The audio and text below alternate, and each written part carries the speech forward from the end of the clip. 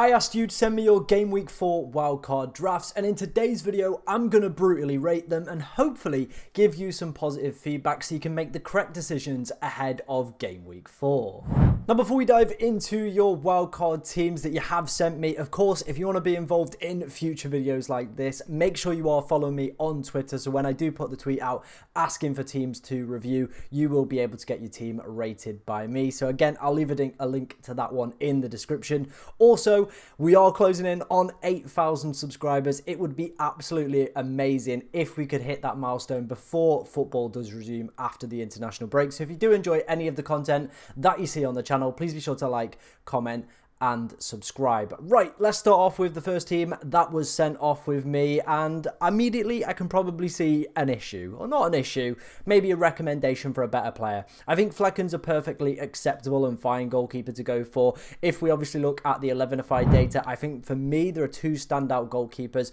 if you want to go for that 4.5 million range using this data with the projected clean sheets, and that for me, of course, is going to be Brentford and it is going to be Crystal Palace. Those two teams quite highly rated over the next few weeks for clean sheets, as we can see, and I think as well both will, you know, manage to pick up clean sheets, save points, stuff like that, be your pretty bog standard 4.5 million goalkeeper. Bentley, however, is not a 4 million goalkeeper I would be selecting. Wolves now have 3 goalkeepers on the books. They've got Sam Johnson, they've obviously got Jose Sarr and Bentley. Bentley realistically is going to be third choice out of those. So if you do want maybe a 4 million goalkeeper that has a chance of playing, Fabianski came on at halftime for Areola. I still don't know the extent of the injury for that one, but you know, it did happen a few times last season and Fabianski did have to step in quite a few times, like I said. So I think he would be the 4 million goalkeeper I would be recommending there. In terms of the back line, I'm actually a pretty big fan of it all, to be honest. Liverpool up there with the 11ified data, as we can see, for projected clean sheets over the next few weeks, so that one gets a big plus as well.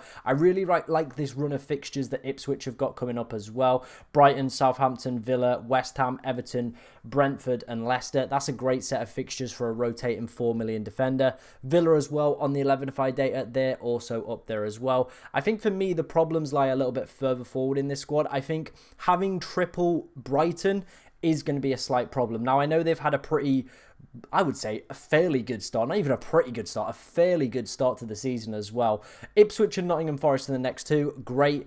Then it's Chelsea, Tottenham, Newcastle, Wolves and Liverpool. I think those could be some tricky fixtures. Obviously, if you've got players that you can rotate around, excellent. However, I think at max I probably would be going for 2 Brighton players rather than 3. I think 3 is probably just a little bit of overkill in my personal opinion.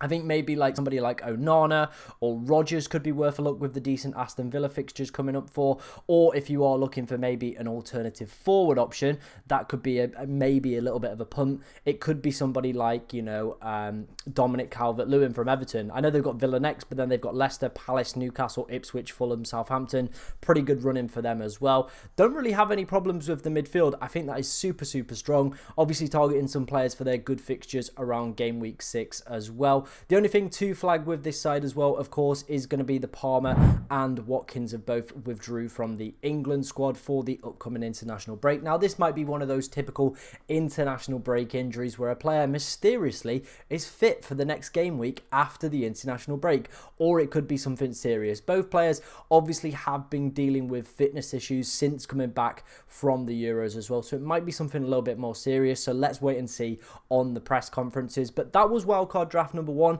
I think I'm going to give it a 6 out of 7. I think there's definitely some good points. I really like Trent. Obviously, Salah for me is a big plus as well. However, triple Brighton, not really for me. And there is a lack of Erling Haaland. So let's move on to the second team. Moving on to the second team that was sent in, we're going to start off, I think, let's go with the goalkeeper. You know what, Muric, it's an interesting pick. If we look at the 11ified data for clean sheets, Ipswich still not fancy despite a pretty strong fixture run. And I think paying 4.5 million for a newly promoted goalkeeper for me doesn't feel right. And if we look at some of their defensive performances over the opening couple game weeks, they definitely seem like a little bit of a leaky team. And I do expect that trend to continue. I would say they are going to probably keep a few clean sheets along this good run of fixtures.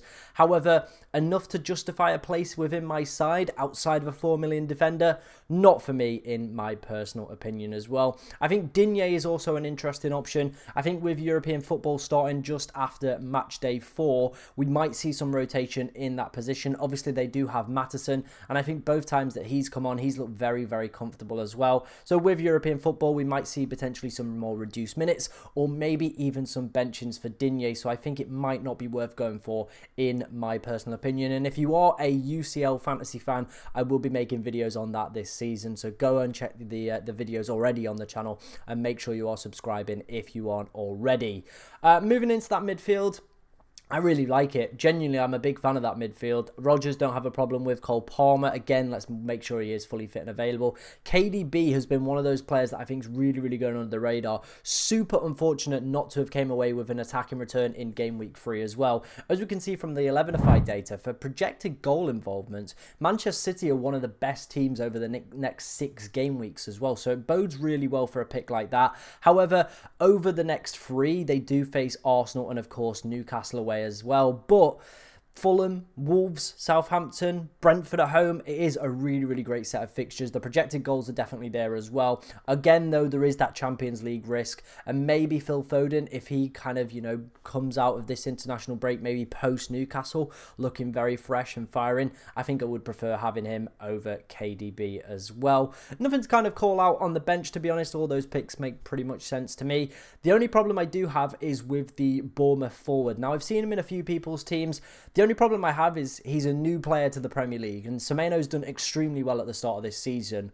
Whether or not this guy goes straight in is a different question, and whether or not he's going to be able to adapt to the Premier League and manage to score goals, again, is a completely different question. And I think for me as well, the Bournemouth fixtures are just that little bit difficult. They've got Chelsea, Liverpool, then they do have nice 2 fixtures of Southampton and Leicester, and then they've got Arsenal, Villa and City. Now, you're going to need cover for, I would say, over the next few weeks, at least 5, maybe even 6 game weeks there, where it's going to be a problem and you're going to have to bench him rather than having him start. So I think there's probably better options in that area that will be starting with better fixtures, in my opinion. One I've already recommended is Dominic Calvert-Lewin if you are looking for a cheaper forward. However, big fan of the midfield. I think maybe tweak Digne and maybe tweak Evanson as well. And I think you are onto a pretty good draft here.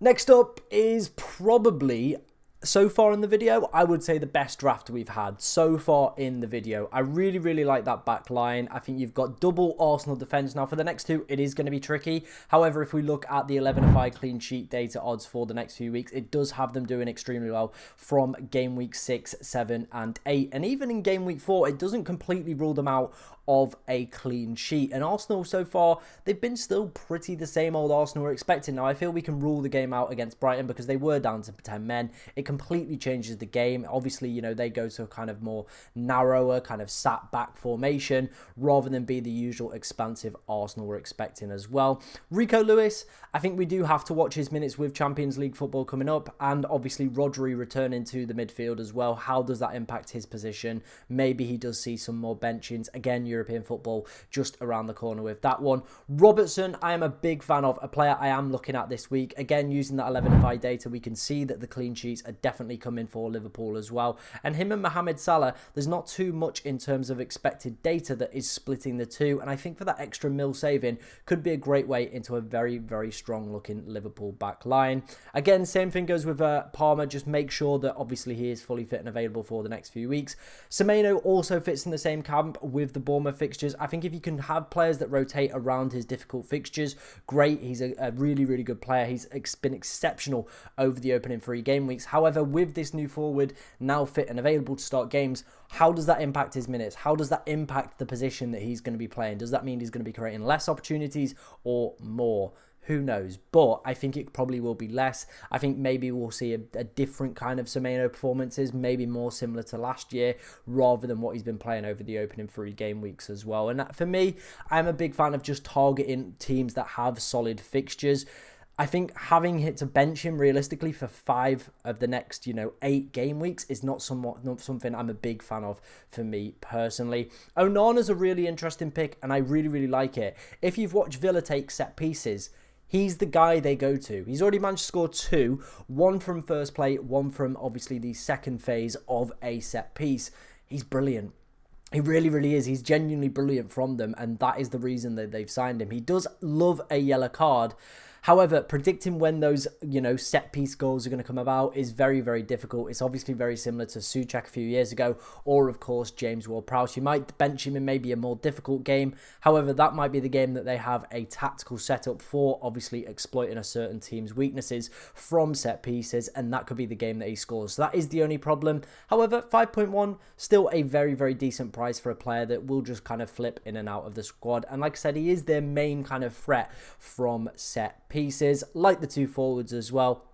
Like I said, this is probably my favourite draft so far. I'm going to give this one a 9 out of 10. Moving on to our final draft of today's video. Like I said, if you do want to get involved in these videos, for future weeks, make sure you are following me on Twitter, as I do post quite often asking for your guys' help with teams and stuff like this. So yeah, make sure you are following me on Twitter as well.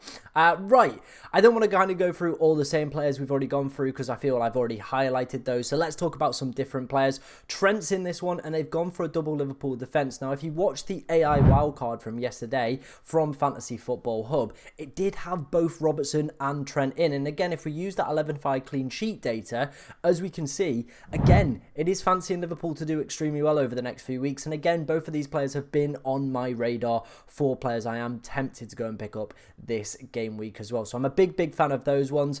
Kilman, on the other hand, I'm not really a big fan of. I think there's, yes, some definitely good fixtures in there coming up for West Ham. However, I'm still yet to see some defensive resility from them. And I think, again, if we look to that 11-5 data for projected clean sheets, West Ham aren't up there. There's a lot more teams you could be looking to target over the next few weeks with better projected clean sheet data. And again, we are spoilt for choice in that 4.5 million range as well. So I think Kilman, a little bit of an iffy pick and probably one I wouldn't recommend. Brian Mbeumo is a player we've not really touched on so far in this video as well. The next two are difficult for him and Brentford. However, after that, I'm looking to hop on him myself, because I think he is a phenomenal footballer. No Ivan Toney now as well, so it does mean we have a penalty taker in the game that is a talisman for 7 million. You know how I feel about them. So again, big plus. You just maybe have to find somebody to obviously replace him with for the upcoming game weeks. And then in terms of the forwards, again, obviously we've highlighted the Watkins issue. João Pedro, I think, is a great pick. Delap, though, is a player we've not really spoke about. He did obviously score at the weekend. It was a great goal. However, it was a low XG opportunity. Now, the fixtures are definitely there, and he could be a decent 5.5 million option.